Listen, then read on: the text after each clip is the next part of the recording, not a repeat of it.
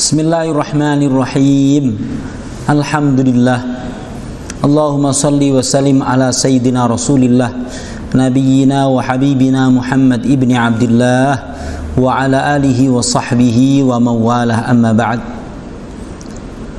Para pemirsa sekalian, kita masih mengkaji kisah para nabi. Dalam episode kali ini kita akan menceritakan sekelumit tentang Nabiullah Ibrahim dan Nabiullah Ismail alaihimassalam, bapak anak yang dimuliakan dengan kenabian, bapak anak yang ceritanya mengukir sejarah bagaimana mereka mempersembahkan ketulusan di dalam beribadah kepada Allah Subhanahu wa taala, bapak anak yang merupakan soulmate kalau bahasa istilah sekarang, satu jiwa, satu kata di dalam melakukan ketaatan kepada Allah Subhanahu wa taala. Nabiullah Ibrahim sebagai Abul Anbiya dengan putranya Ismail, kerap kali peristiwa ujian iman kepada mereka berdua diulang-ulang setiap tahun pada saat Idul Kurban, di mana Allah Subhanahu wa taala menceritakan kisah mereka itu di dalam surat As-Saffat. Ibrahim yang disebut sebagai wa Ibrahim alladzi waffa, Ibrahim yang senantiasa memenuhi apapun yang ia janjikan, termasuk janjinya kepada Allah Subhanahu wa taala, ketulusan cintanya kepada Allah Subhanahu wa taala. Rentang waktu yang panjang beliau menginginkan di dalam rumah tangganya kehadiran seorang anak, maka melalui budak yang dihadiahkan oleh istrinya kepada beliau, lahirlah putra beliau yang bernama Ismail alaihissalam.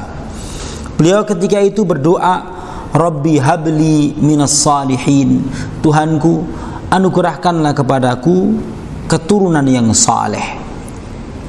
Fabasyarnahu bighulamin halim, maka beliau dimuliakan oleh Allah Subhanahu wa taala dengan sebuah kabar gembira tentang bahkan lahirnya seorang anak laki-laki yang sangat santun. Tidak lain itu adalah Ismail alaihissalam. Ismail tumbuh dengan kehendak Allah Subhanahu wa taala jauh dari pengawasan bapaknya. Akan tetapi pengorbanan yang dilakukan Ibrahim, ketaatan yang dilakukan oleh Ibrahim telah terekam dengan baik kepada istrinya, yaitu Hajar. Sehingga Hajar pun membimbing Ismail untuk cinta kepada Allah Subhanahu wa taala, mengikuti apa arahan ayahandanya Ibrahim alaihissalam. Sehingga yang disebut istilah sekarang pendidikan long distance, pendidikan jarak jauh, ya ini contohnya. Pendidikan jarak jauh yang teruji berhasil adalah Ibrahim dan Ismail. Nanti kita akan tengok beberapa kali Ibrahim hadir di dalam kehidupan Ismail alaihissalam. Yang terjadi adalah perintah, ujian iman, dan seterusnya. Para pemirsa sekalian yang Allah muliakan,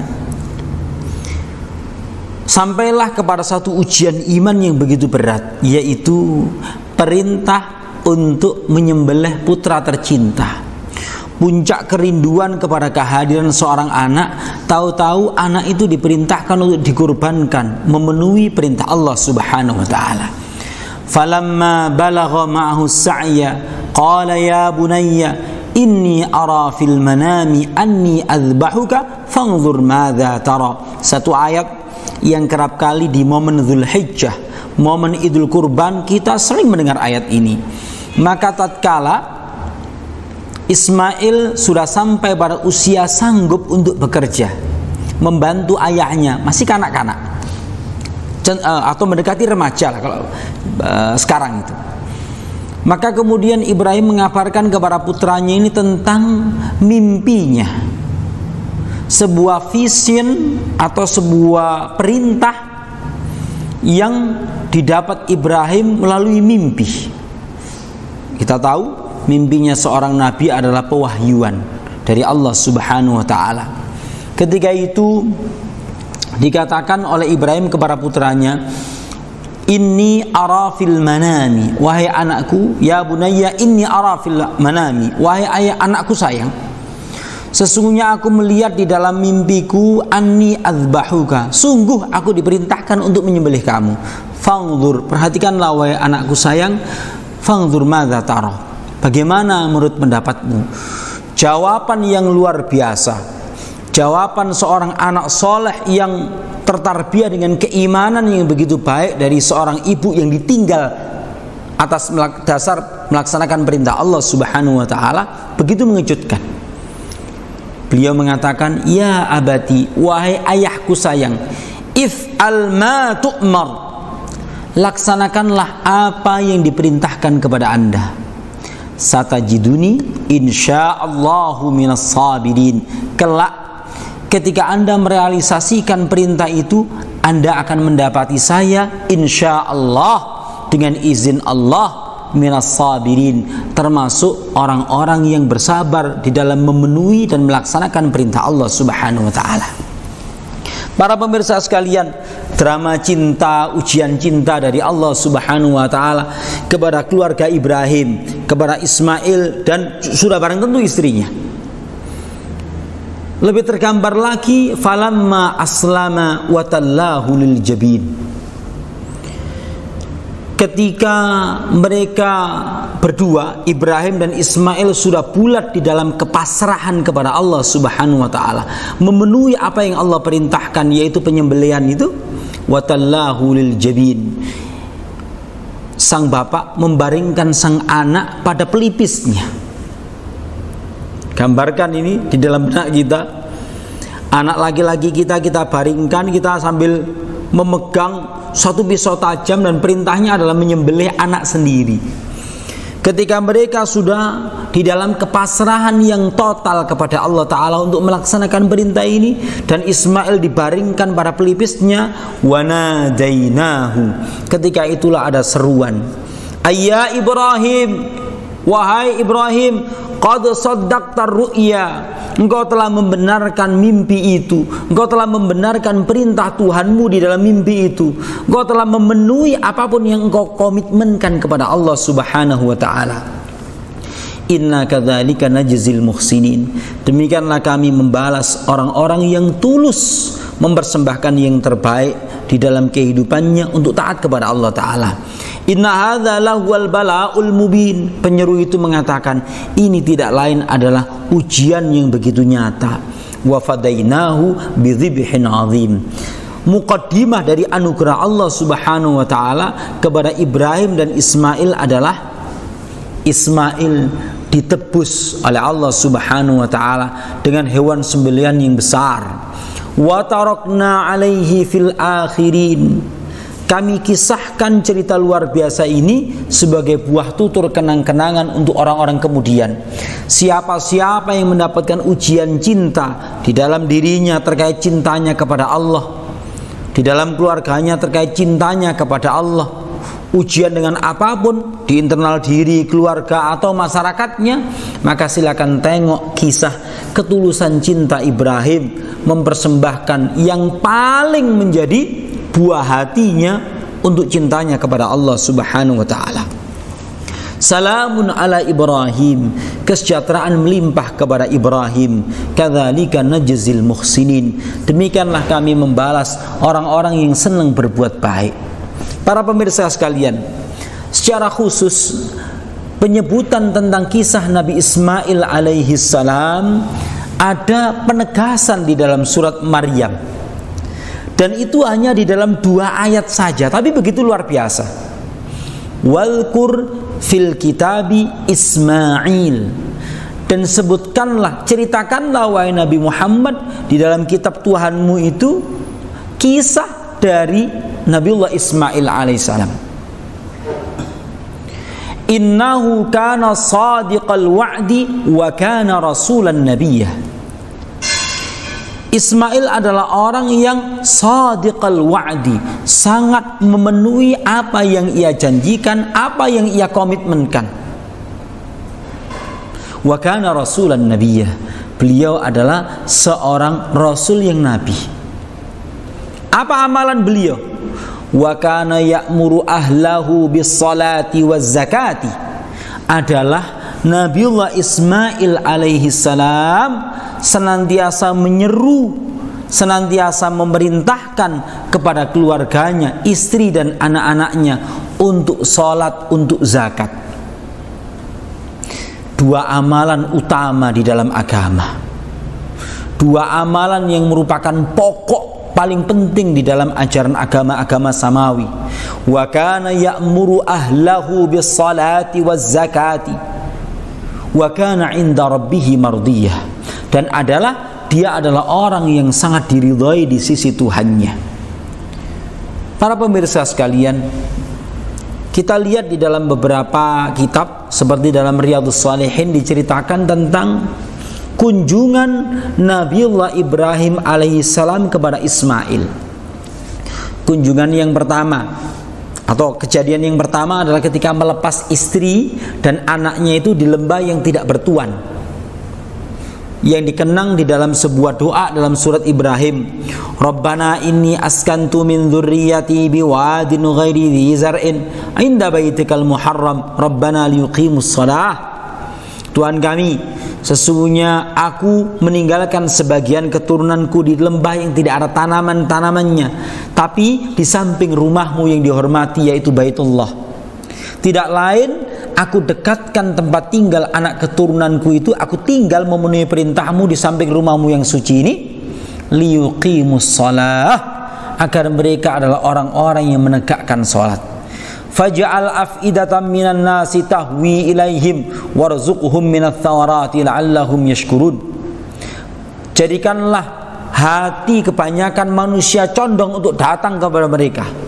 Berilah mereka rezeki buah-buahan agar mereka menjadi orang yang pandai bersyukur kepadamu. Para pemirsa sekalian,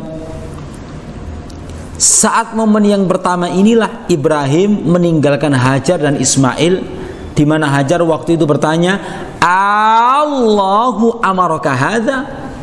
Wahai suamiku Ibrahim, Allahkah yang memerintahkanmu untuk melaksanakan hal ini? Ketika Ibrahim mengangguk, sontak Hajar mengatakan, idzan la yudayyi'unallah. Kalau memang itu perintah Allah, sekali-kali Allah tidak akan menyia-nyiakan kami.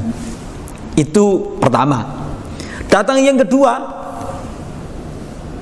diajak untuk membangun pondasi Ka'bah, bersih-bersih Masjidil Haram agar layak untuk orang tawaf, untuk orang sa'i, untuk orang iktikaf, untuk orang rukuk dan sujud.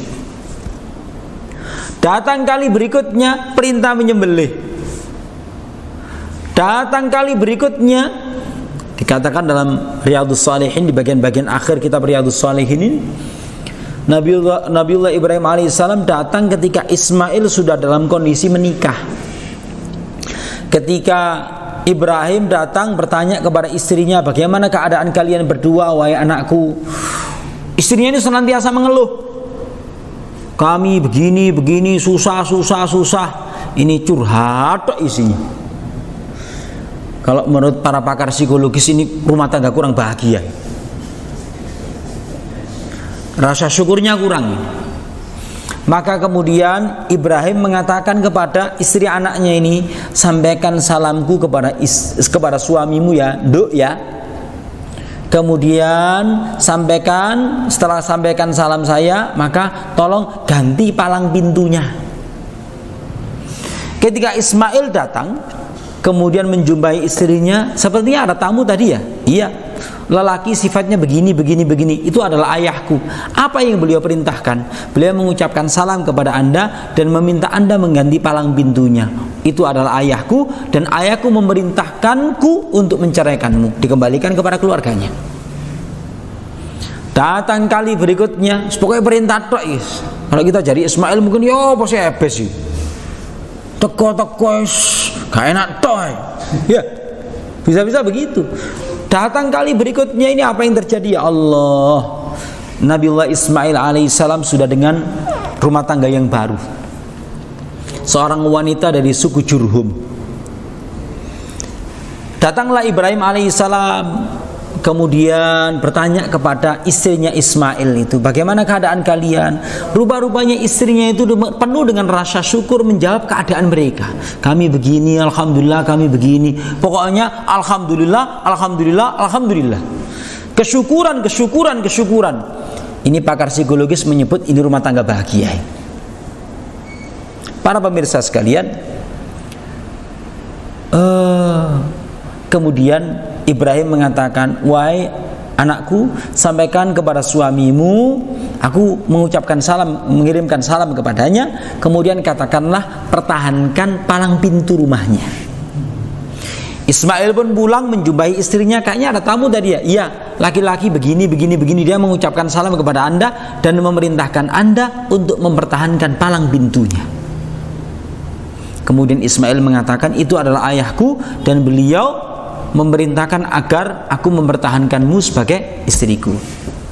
Para pemirsa sekalian, Nabiullah Ismail alaihissalam memang sedikit diceritakan di dalam Al-Quran, tapi perlu kita ingat, beliau adalah orang yang pertama kali ditundukkan kendaraan kuda kepada beliau. Yang menjinakkan kuda Nabiullah Ismail alaihissalam. Orang yang pertama kali membangun kebiasaan memanah dan pemanah hebat itu bukan Robin Hood, tapi Nabiullah Ismail alaihissalam. Sehingga Rasulullah SAW kelak kali bersabda, lontarkanlah panah wahai Bani Ismail, sesungguhnya bapak kalian, nenek moyang kalian dulu adalah pemanah. Jadi Bani Ismail itu ya orang-orang Makkah itu, bangsanya Nabi Muhammad SAW. Para pemirsa sekalian, demikianlah sekelumit dari kisah Ibrahim dan Ismail. Kendati cuma nukilan-nukilan sedikit, mudah-mudahan menjadi inspirasi kita di dalam berumah tangga, di dalam mendidik anak. Mudah-mudahan Allah Subhanahu wa taala melimpahkan keberkahan kepada kita sebagaimana Allah memberkahi keluarga Nabi Ibrahim dan Nabiullah Muhammad sallallahu alaihi wasallam. Aqulu qauli hadza, tsumma assalamu alaikum warahmatullahi wabarakatuh.